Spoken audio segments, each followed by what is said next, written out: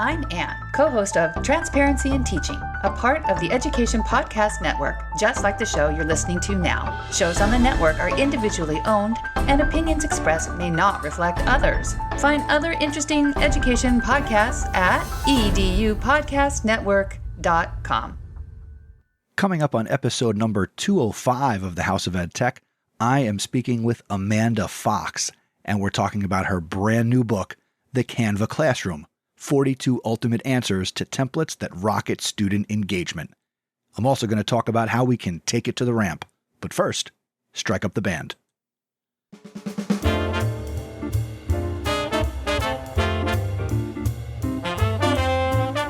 Welcome to the House of EdTech. My name is Chris Nesi. The House of EdTech launched in 2014, giving me the opportunity to speak with teachers, leaders, and creators so you can more effectively integrate technology, strengthen your pedagogy, and have more confidence in your classroom and school so you can make an impact. Get involved with the podcast by visiting my website, chrisnesi.com. Using technology isn't difficult, and this is where it begins. This is the House of EdTech. And I'm very excited to bring you this new episode, again, number 205 of the podcast. I'm recording this on Sunday, July 31st, so welcome. If you're brand new, I'm glad you're here. Thank you for taking the time to make the podcast a part of your anytime, anywhere professional development. And if you're a longtime listener, I appreciate you, and I am so glad that you are here. A couple of little housekeeping things here as we get this episode underway. There is no recommendation in this episode. Now, I know what you might be thinking. Oh no, no recommendation. I gave you a bunch of recommendations in the last episode. And Amanda and I have a really good conversation about her book. And there are a number of tools that she mentions and talks about. And it just kind of takes our conversation where it takes us. I will include a link to everything talked about in this episode in the show notes out at chrisnesi.com/205. And if you have a comment or a question, you can leave a comment on the show notes page, or you can email me, feedback@chrisnesi.com, or there are options on the website to leave me a voice message, or a couple of other ways that you can get in touch. So as always, I welcome your feedback, your comments, your questions, your suggestions, and also want to promote the Discord community. So if you go to chrisnesi.com/Discord, I want you to be a part of the conversations that are taking place on Discord. If you've never used Discord before, that's okay. Send me a message. Let me know that you're curious, you want to learn more, and I think you'll have a great time on Discord with everybody else who's in the community, who is participating and engaging and talking over there. And it's just fun to try something new, especially if you've never done it before. I'm proud of it. So chrisnesi.com/Discord. Next, I normally talk about this at the end of the episode, but I know that not everybody may listen through to the end of the episode. But I want to quickly talk about becoming an awesome supporter of the podcast. Now, I work very hard to bring you these episodes, and I've been doing so since January of 2014. So one of the most important things you can do to support the show, and I talk about this in each episode, is first and foremost to tell somebody else about the show. But I'm going to be honest, this podcast does cost money to make, and I'm happy to pay to do this podcast. But if you're getting value and you want to give value back to me, consider becoming an awesome supporter. Awesome supporters, basically, you're helping the show out financially. And if you go to chrisnesi.com/awesome, you can become an awesome supporter. And in order to incentivize any potentially new awesome supporters, every awesome supporter I get between now and September 1st will get a House of EdTech swag pack. All right. Stickers, keychains, pins. Maybe I'll throw in a t-shirt for a couple of people. So if you'd like to become a part of the awesome supporter community, go to chrisnesi.com/awesome and you can support this podcast and I would greatly appreciate it. And then, as you'll hear at the end of the episode, I shout all the awesome supporters out. So consider doing that. Now, the awesome supporter thing is basically paying for each episode that I put out. Now, granted, you've been getting these episodes for free the entire time, and they're always going to be free. It's just, if you're getting value and you really want to show some appreciation, you can do that, and then you pay per episode, and you still get them the same way. Nothing changes on your end.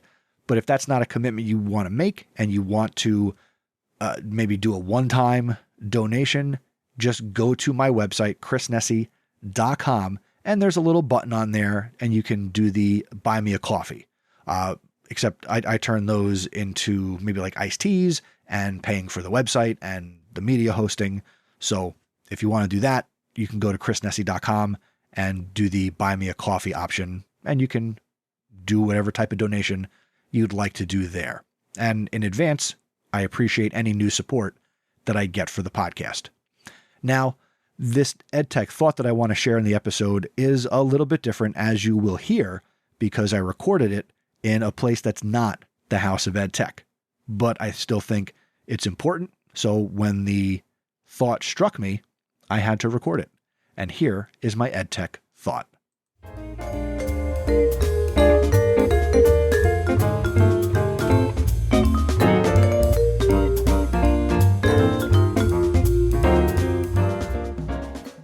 And now for this episode's EdTech thought. Take it to the ramp. I've spent the last 5 days as the public address announcer at the Monmouth County Fair here in New Jersey, which is why this audio might sound, or probably will sound, a little bit off if I don't clean it up real good. But maybe I did clean it up real good, so that's a little note for future Chris. But here at the fair, I'm in an announcer's tower overlooking the people at the fair, and one of the attractions near the announcer's tower is a BMX bike stunt show. And at one point in the show, the MC asks the audience if they want to see the riders go upside down and do backflips on their BMX bikes. And the crowd goes crazy. And the MC makes a point of telling everybody that doing the backflip on a bike is one of the hardest things for a biker to do.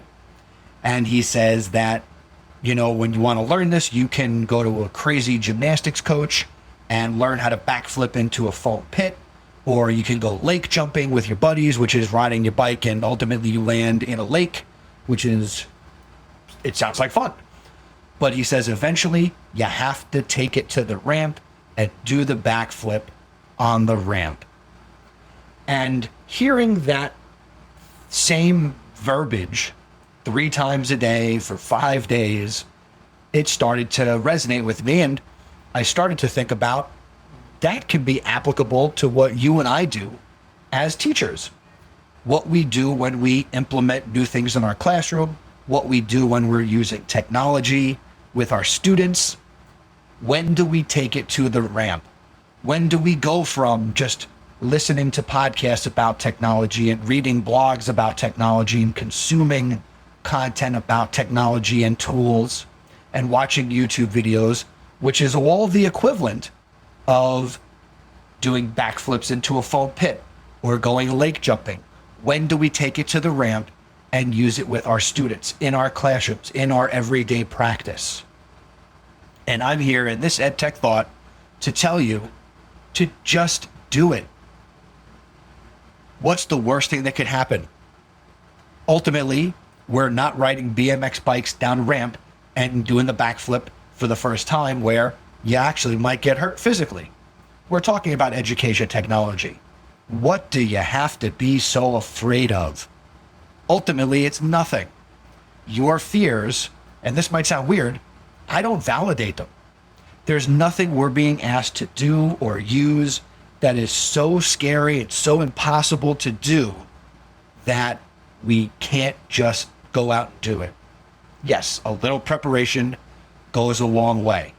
So, what have you been preparing for that you haven't done yet? What have you been doing in the foam pit or lake jumping that you haven't taken to the ramp yet? What can you take to the ramp today, tomorrow, relatively quickly? What is it? I'm here thinking in the middle of summer, as I plan for the next school year, what I want to do and what I can take to the ramp. And I'm going to document what I take to the ramp over the course of the school year through these episodes, and I'm going to share with you what I'm doing. But I want you to share it as well. And the way we're going to do that, I want to promote the Discord for this podcast and the community for the House of EdTech. Go to chrisnessing.com/Discord. And I want to keep this conversation going all throughout the school year as we go from the foam pit and lake jumping. What are we going to take to the ramps? What are you going to take to the ramp the next opportunity that you get? I want to know. I want to communicate with you about it. And that's my EdTech thought.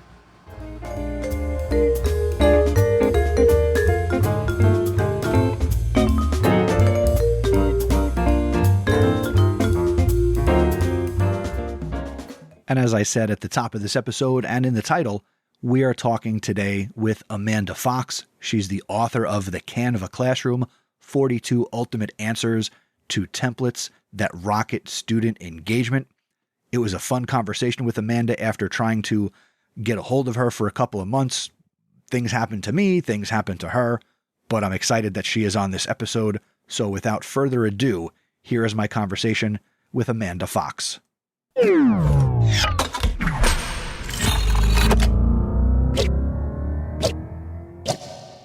Amanda Fox is an award-winning educator from Kentucky by way of Georgia. Amanda was a recipient of the 2016 ISTE Emerging Leader Award. She's also recognized as a PBS Digital innovator for her initiatives in enhancing student learning with technology. She is also the author of Teaching Land, Zombie, A Design Thinker, and the Markertown series. Her inspiration for Markertown came from her own children. And Amanda is the author of the Canva Classroom, 42 Ultimate Answers to Templates That Rocket Student Engagement. And she joins me right now on the House of EdTech. Welcome to the podcast, Amanda. Thank you. I'm excited to be here today as well. You make me sound really good in the intro. I don't know that I'm, it's just weird hearing the intro all the time. Everybody says that. You do these things and these are things you've done. So certainly be proud, stand tall. So Amanda, the reason I wanted to bring you on here to the show is really because of and now when I first reached out to you, the book hadn't come out yet because this has been a few months to get you on here because again, you got a lot of stuff going on. I'm very excited we were able to make this time today to talk about the Canva Classroom. First and foremost, why a book about Canva? Okay, so Canva, a lot of educators view Canva as a great place to make flyers and graphics and any kind of badging or things that they're going to put in their, email signature. But there's so much more to the platform, especially with the release of Canva for Education. And I believe, and even in my personal use of it, it's kind of replaced Google for me. I mean, that sounds pretty blasphemous as an educator, I know. But you say blasphemous. I find that I use it. I'm a big Photoshop guy. I am self-taught Photoshop, Illustrator, the whole thing. And I'd say more and more over the last maybe 3 to 4 years, I find myself doing more in Canva than taking the time to open up Photoshop or Illustrator or another graphics program. I can just get it done quicker and easier in Canva. Nothing blasphemous there coming from a graphic designer. When I was writing the book, I had a graphics person and layout person who was supposed to come in and tighten it up. And I was like, this book's about Canva. I'm going to do it in Canva. She's like, you can't do a layout for a 263 page book in Canva and design a cover. I was like, hold my beer. There you go. That's right. 2 weeks of formatting and frustration. I figured it out. Many rejections from the printer. And finally, I got it locked down. I figured out the bleeds and dimensions and margins and all of the stuff that was kind of out of my realm at the moment. And Canva gives you the tools to be able to do things and replace things in your regular everyday workflow that people just don't realize. I mean, the QR code generator that's built in, the background remover tool, the element animations, the element reservoir with the photos, and they're adding more app connections, more app integrations, more ways to export and share your designs every day. And again, it's easy to use. The interface is simple. It's very intuitive. So whoever's on that side of it for them, that team is doing a great job to make it easy to navigate. But what I want to dive into is obviously, we're adults and we're educators and we can make resources for our classroom. And you're the expert here. What can teachers use Canva for that they might not think to use Canva for? We've hit on some of the things like flyers and some little graphics, but what can a teacher do in Canva that they might not have any clue is possible? Everything that they're doing everywhere else is the answer. And I'll unpack that a little bit. People are using Google Slides to make Bitmoji classrooms. Bitmoji's integrated into Canva. You don't have to have the Chrome extension. You can create a Bitmoji classroom, hyperlink things, embed stuff. You can embed Genialese, which I don't know if everyone knows what that is, but it's an interactive design software. You can embed those in. You can create talking videos, flip presentations, intro, outros, TikToks, reels, like you name it. Like whatever you're designing for your classroom, you can use the Wiser extension to actually create graphic organizers that grade themselves. Go talk a little bit more about that. That I think that's new to me. Yeah, so it integrates with Wiser, so you can take your design. So there are like 3 different ways I classify app smashing with Canva. So you have the apps that are internally integrated in Canva. This is going to be Pixton, Bitmoji, the QR code generator, Jiffy or Giphy, whichever you prefer. We're Team Jiffy here. Okay, Team Jiffy. Yeah. So these are all internal app integrations. Then the external app integrations are things like Wakelet and Book Creator and Pear Deck and Flipgrid. So you can create all these designs inside of Canva and export them directly there. You create your PDF, you create an interactive textbook, you can add videos and everything in it, and then export it to Pooblue or whichever textbook publishing platform you want to use. And then there's good old app smashing. And these are apps that, they don't have a built-in template in Canva yet. And you can't, like in Book Creator, you can click on the Canva add-on and you can build in Canva and add it to Book Creator. So with that, like Nearpod, and then I can't really think of any good old app smashing because pretty much everything I use is either externally or internally integrated. And I imagine if you find something that you want integrated, reach out to their support and suggest it. Absolutely. Connect those 2 companies or groups together, and I'm sure they'll find a way to make it work. So that's awesome. I was going to say, in my experience with Canva, I am hard pressed to think of a time where I went in and tried to search for a template on X and they didn't have anything. I mean, I use it for, with my students, to design podcast cover art. We do movie posters. The students I have who are into video, when we do stuff with video in my social studies classroom, we will go out and we will find, video templates and, there's audio in there. And, we both forgot to mention the fact that it's free for teachers and it's free for your students. Win-win, Absolutely. right? Oh, I know what teachers don't know they can do. You can provide informative assessments. Students can actually send their designs to you, and it will notify you in the dashboard, these are pending approval, like needs review. And you can go in, you can type assessment back. I like to give a blanket assessment that's like, hey, this needs work, sending it back, look at my Bitmoji feedback.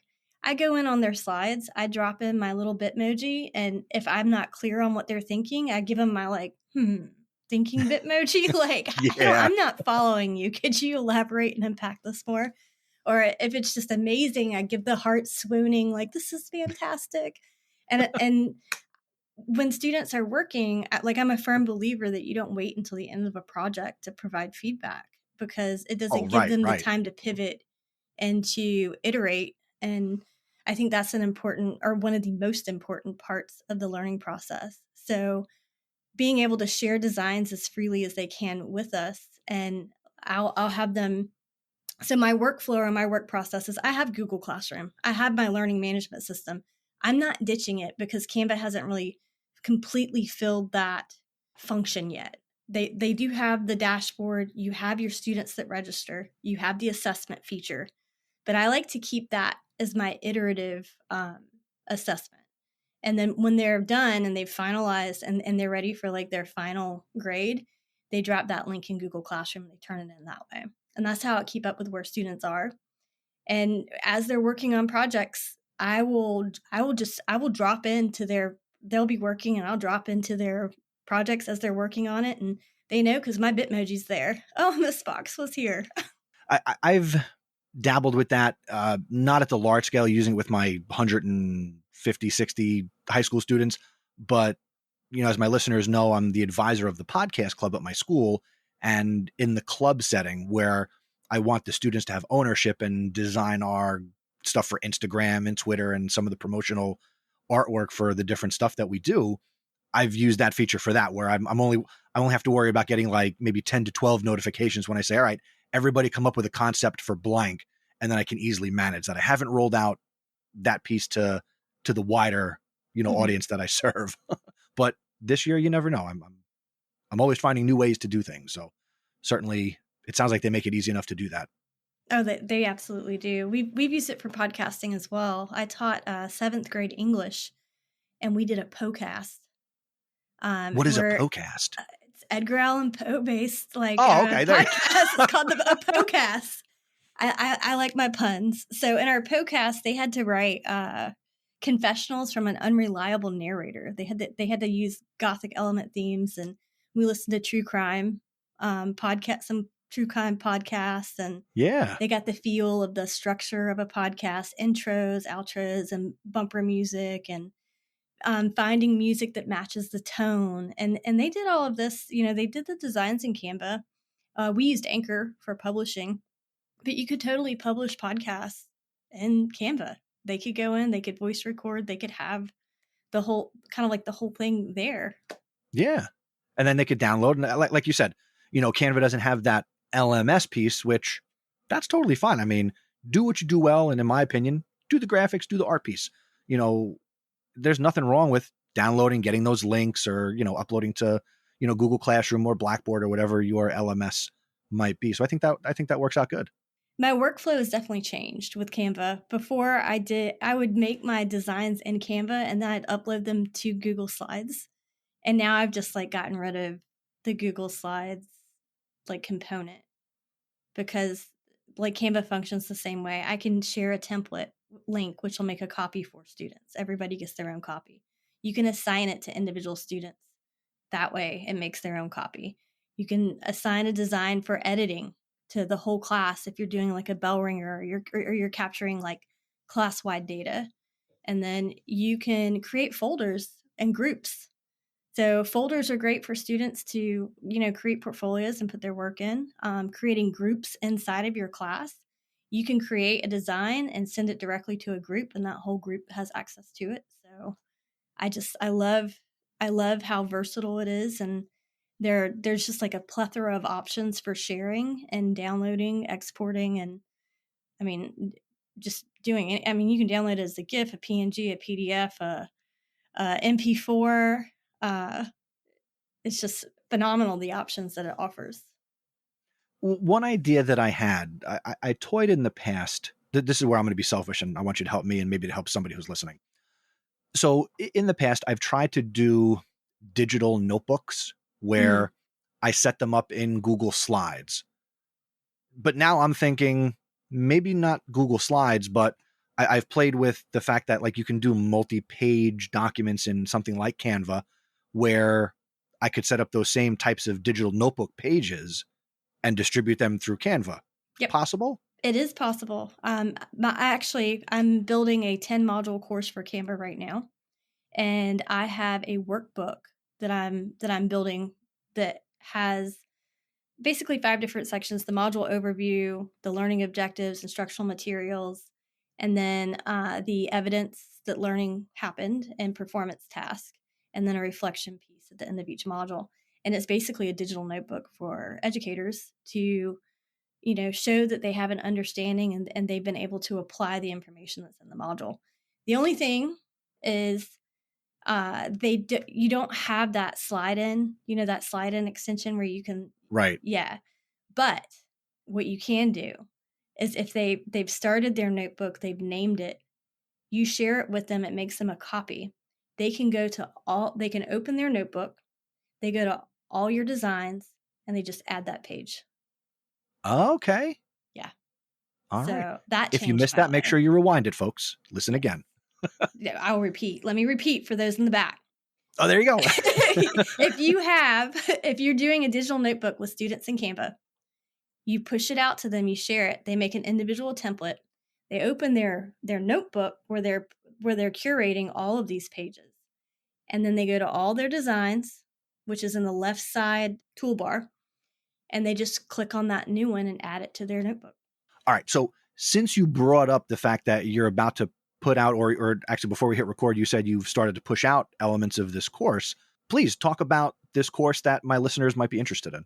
So it is a 10-module course, and it's based off my book. It covers all the way from like complete noob set up a Canva for Education account at all. So it takes you through how to verify your account, how to invite students, how to connect your LMS, like very basic.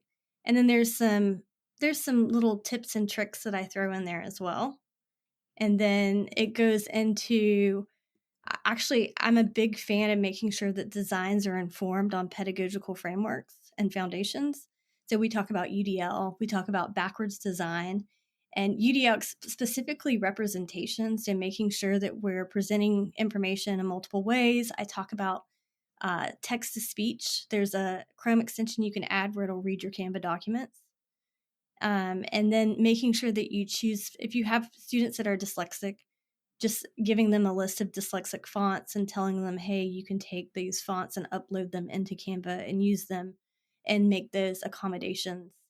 And just designing for inclusivity, and then again, making sure that we present information in multiple ways through contrast, balance, color, bold text. Where can people find the course or sign up? If you go to teachergoals.com and you go to courses, it is there. It's available for you to sign up. There's a module that's dropping every Friday. And then every Monday, I'm meeting on Zoom live for the first cohort. These will be recorded, added into the course.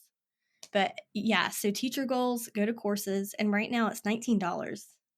$19 for, in the end, it's going to be like 300 or 400 minutes of live, or not live, of video and tutorials. And I've made sure that I've followed my own advice in terms of, designing for inclusivity and presenting information in multiple ways. So you can find it in the videos, but there are also slide decks. Is the same information is put in the slide decks, and then the learning task, of course. So we're working with districts and different organizations to get PLUs for teachers who take it. So the workbook, a lot of people push out courses and it's really just tutorials. You have to do stuff. Sorry, but you have to do some heavy lifting. You're going to have to create a virtual classroom. You're going to have to do something with Book Creator.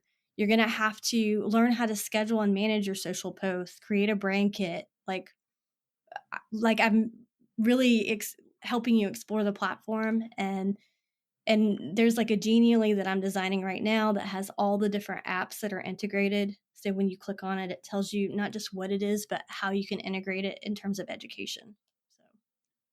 This sounds really good because it's not just sit and watch Amanda in a video talk about Canva. It's sit and do. So I like the idea of heavy lifting because, for as long as I've been doing this show, teachers are afraid of using technology. They're afraid of not knowing how to do something. So go sign up for a course like Amanda's and actually do something and learn something, and then you can apply it It's easy. What's that Absolutely. website again? It is teachergoals.com. Teachergoals.com. That will be in the show notes for this episode. And I'm pretty sure that's going to be at chrisnessy.com/205, where you'll be able to connect with Amanda. You'll see her little picture, a little bio, all of her socials and all that good stuff. Now, Amanda, whenever I have the opportunity to speak to authors such as yourself, I know that my listener could be teaching anywhere from kindergarten through 12th grade and maybe even beyond. Take a moment and just unpack, what will an elementary school teacher be able to do with your book? What would a middle school teacher be able to do with the book, and high school? So let's hit all three levels. Okay. So elementary school teachers, I know it's hard sometimes to get kids into Canva and work because of logins or whatever else, but you can design, like from a instructional design perspective, you can create all of your handwriting practice, all of your basically handouts that you would push out and push them to Seesaw. Like everything that you design in Canva can be pushed to Seesaw. They can write on it and use iPads with it. I also help you figure out which handwriting fonts are the best to use, how to create those. There are a lot of just templates in there that also connect to Quiver Vision. Quiver Vision is an augmented reality coloring page platform. So I do a lot of work with them. I'm actually their director of education. So I run their ambassador program and I vet all the lessons that come in from ambassadors. But there's some really, really good, robust like lessons in there centered around the pages with graphic organizers that go around like dinosaurs. There's some fun. And then the life cycle of a butterfly. Now, middle school, that's my zone. So I promise you, there's like plenty of stuff for middle school. First off, I do a lot of, it's not just housed in Canva. Like I give you units of study. They're standard aligned. For example, we did food sagas. So I've been accused of playing with my food more than once. And so I like to use like chatter pics and make animated GIFs of my food. And I do this. There's this burrito saga that I did. If it's food saga, burrito saga, you can find it on Twitter. I'm actually, I am proud of this. So they used to give you 2 burritos. So I had this burrito saga of I ate one. He didn't know his fate. The other burrito came back and was like, so it gave me an idea for a lesson. I'm like, I'm going to do that. We're going to write narratives, comic narratives with food. And especially during the pandemic, when I was teaching and students are at home, it's like, go raid your pantry right now. What food speaks to you?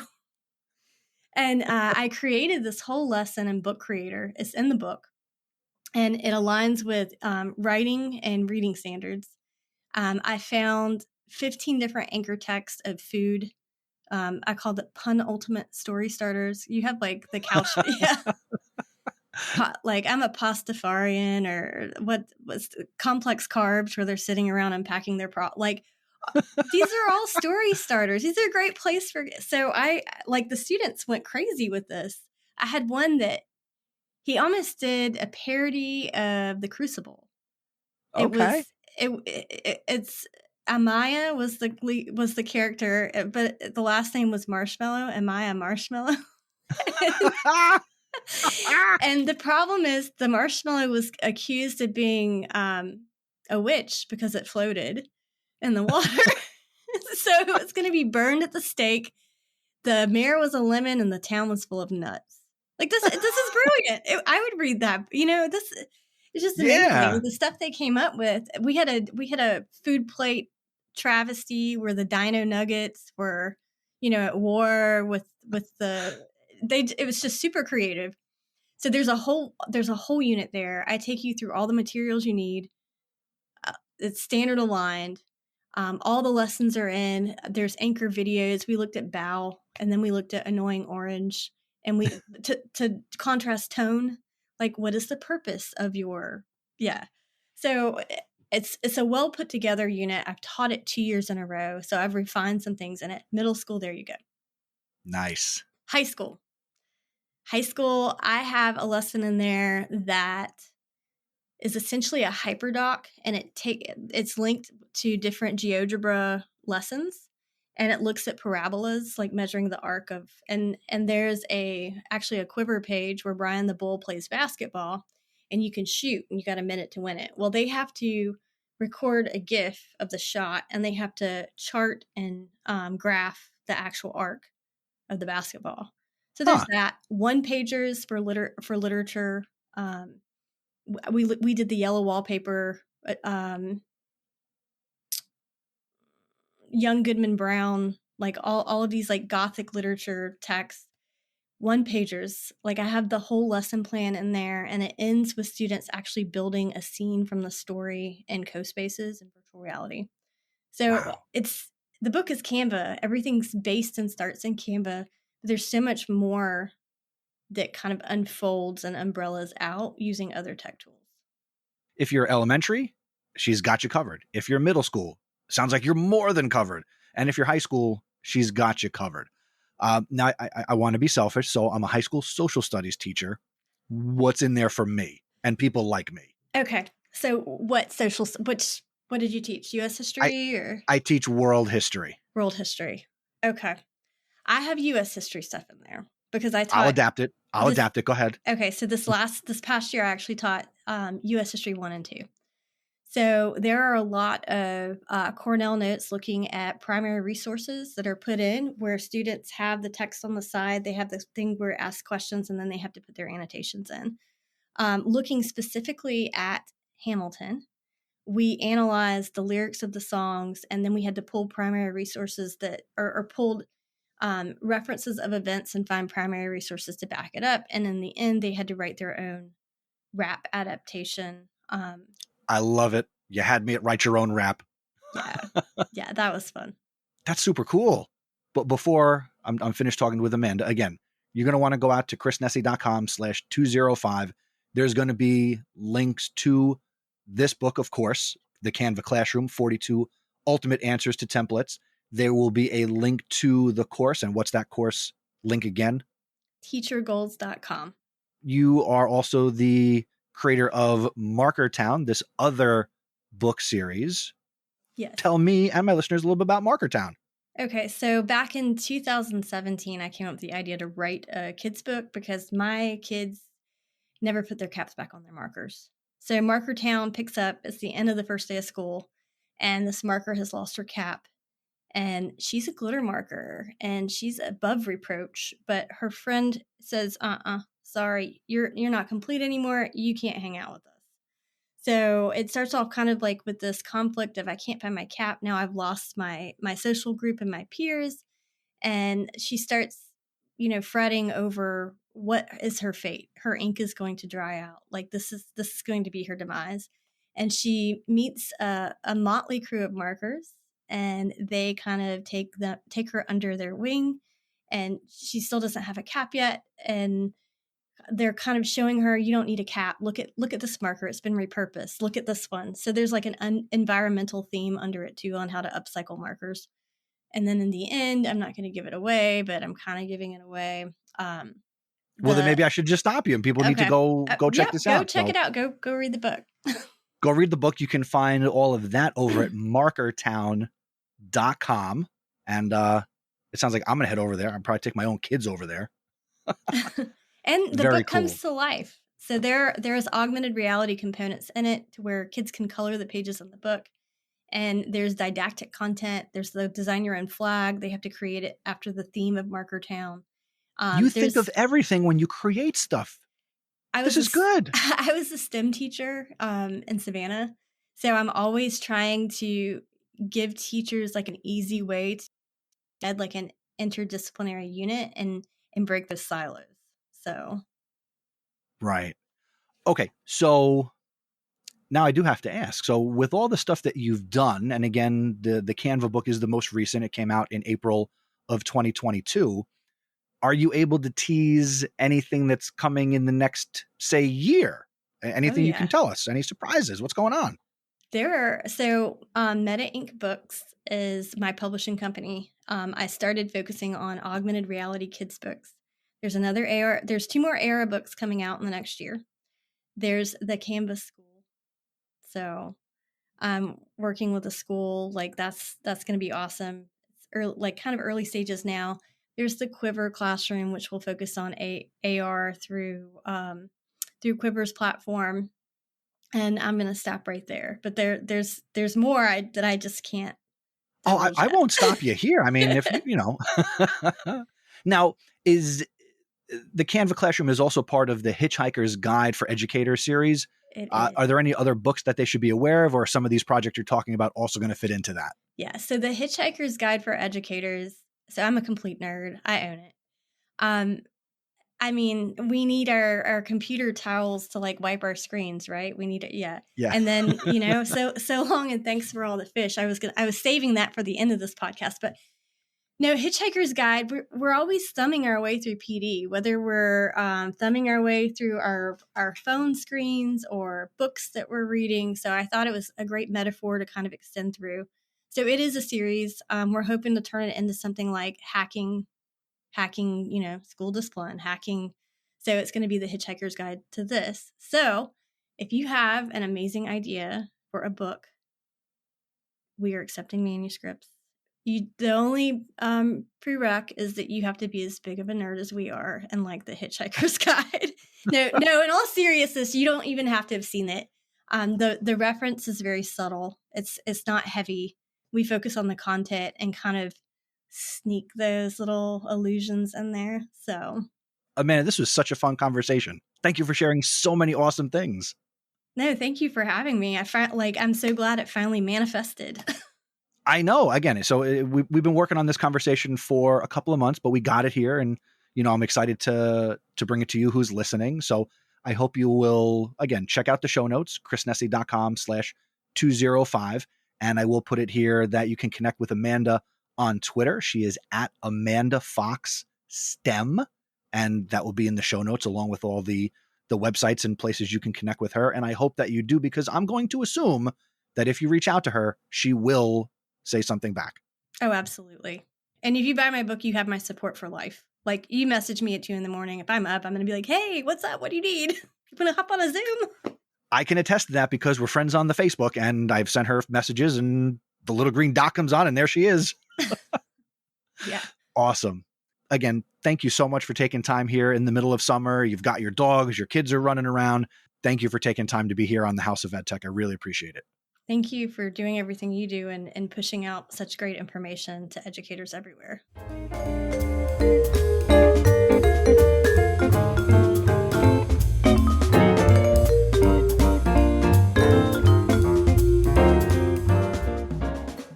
And now it's time for this episode's House of EdTech VIP. And I want to give a big shout out to Summer Wineteer. Summer is a 5th grade teacher at Connect Academy, which is a K-8 virtual school, which blends together the on-campus and online education. She's got a master's in curriculum and instruction from the University of San Diego. She's a Google Level 2 certified educator. She's also a member of ISTE and CUE, and she's also a Minecraft Global Mentor. We recently became connected on Twitter, and Summer, congratulations, you are a House of EdTech VIP.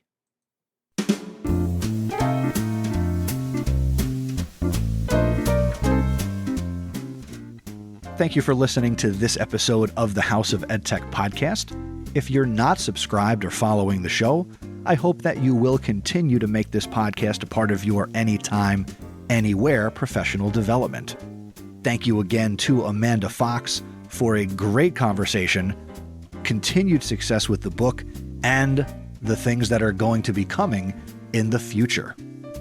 Let's keep the conversation going, whether it's this episode or any episode that you have listened to. You can leave a comment on the show notes for this episode. Go to chrisnessy.com/205. If you'd like to send me an email, go to chrisnessy.com/feedback. If you'd like to send a voicemail, go to chrisnessy.com/voicemail. Now, if you enjoy the House of EdTech podcast, again, as I mentioned at the top of the episode, tell somebody else about the podcast. Word of mouth is the best way to share a podcast that you love. And again, you can also become an awesome supporter. I am very, very thankful for the ongoing financial support from the following people: Dan Gallagher, Peggy George, Jeff Herb, Mike Messner, Matt Miller, JP Presavento, Patty Reefus, Lori Simpson, and Kyle Wilcox. If you're getting value from this podcast and you'd like to show some love this way, go to chrisnessy.com/awesome. And again, every new awesome supporter I get between now and September 1st, you will get a little House of EdTech swag pack. The next episode of the podcast is going to be episode 206, and that's going to come your way on August 14th, 2022. Now, before I sign off for today, I want to again remind you and encourage you to come out and join the Discord community. Go to chrisnessy.com/Discord, and if you get the Discord app on your phone, sign up. It's free. You'll be able to get in, join in the conversation, see the previous conversations, and, we'll take it from there. The other thing you can do, as I'm finishing up here, is I do also have a texting community where I can send out text messages. I will not spam you, I promise. And I use Remind to do that. So how do you do that? All you need to do is text me. That's what you need to do. Text at HoETPOD to 81010, and we'll be able to text each other. Until next time, thanks for learning with me. And remember, using technology isn't difficult. Just give it a try.